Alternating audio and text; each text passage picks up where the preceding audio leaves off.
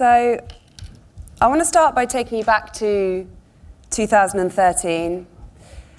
By then, I'd had OCD in the form of highly distressing, highly graphic, intrusive sexual and violent thoughts for 12 years. And it's no exaggeration to say that those thoughts had entered my mind every second of every day. They'd left me questioning my sense of self.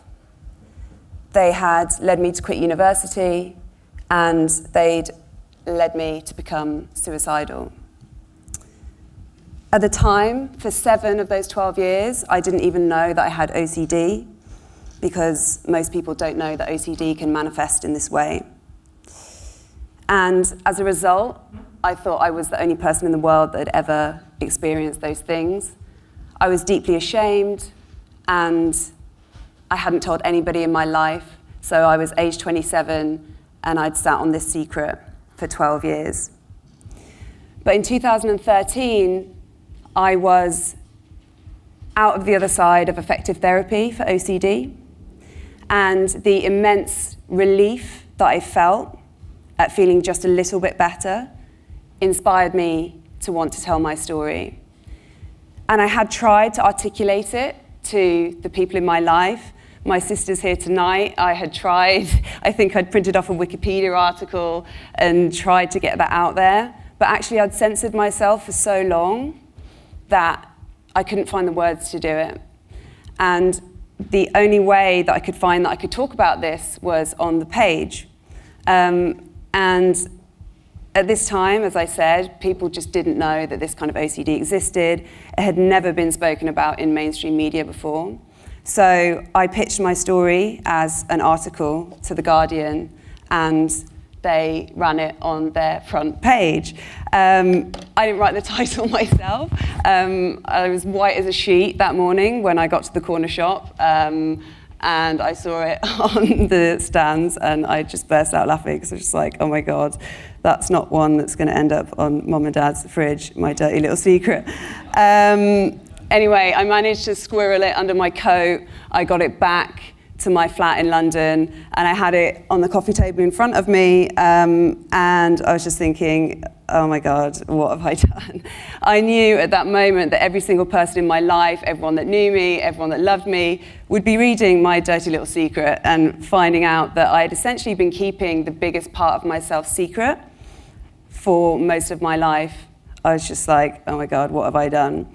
But that article actually ended up catalysing pretty much everything that I've done since, work-wise, not least my book, Pure, which I published a couple of years ago on the same subject. The article was actually an extract from the book.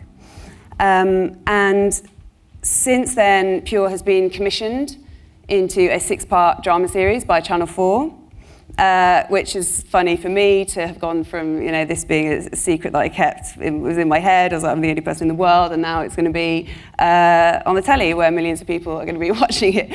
So it's quite a surreal experience, but it's a real honour to be a part of the production team that are making it. And I'm learning a lot about storytelling and about mental health, and it's all very exciting. What I want to talk to you about next is oh, no, I need to show you this video. At the time the book came out, I made this video about the book, and I think it describes my intrusive thoughts quite well. I'm just going to play you a little section of it now. Oh, it's usually something... No. Okay. I'm Bretécher, and I'd like to talk to you about my new book, Pure. Have you ever had one of those really weird intrusive thoughts where you're just like, where did that come from? Like something totally inappropriate and shocking, imagining your boss naked, or punching an old person in the street, or jumping off a train platform. These are all really common intrusive thoughts that we all get sometimes, but most of you will be able to dismiss them really easily, because deep down you know that you don't really want to do those things. But what happens when the bit of your brain which allows you to dismiss those thoughts isn't working properly? What happens when you get those thoughts so regularly that they start to become a real challenge to your sense of self, that you start to doubt yourself?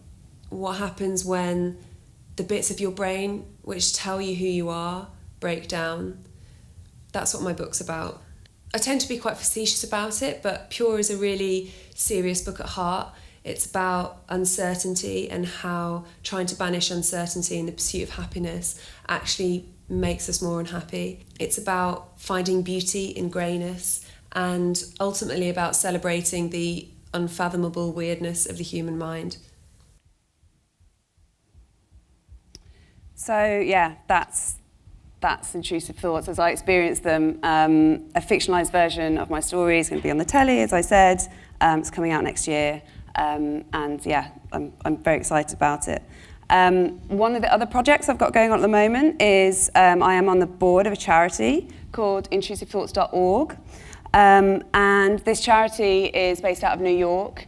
It was founded by my friend Aaron Harvey, who also has OCD. And the site basically represents everything that didn't exist when Aaron and I were teenagers and there was no information out there. It's an information resource, it's a way for people to connect and learn about OCD, to educate themselves and empower themselves. And I want to tell you a little bit about how Aaron and I know each other, because I think it demonstrates quite well the importance of the conversation that we're having. So, without knowing each other existed, we had quite similar life trajectories. We both started experiencing intrusive thoughts when we were still minors. We both kept those thoughts secret for most of our lives. We were both laid very low by our thoughts, driven to sort of almost the brink of suicide.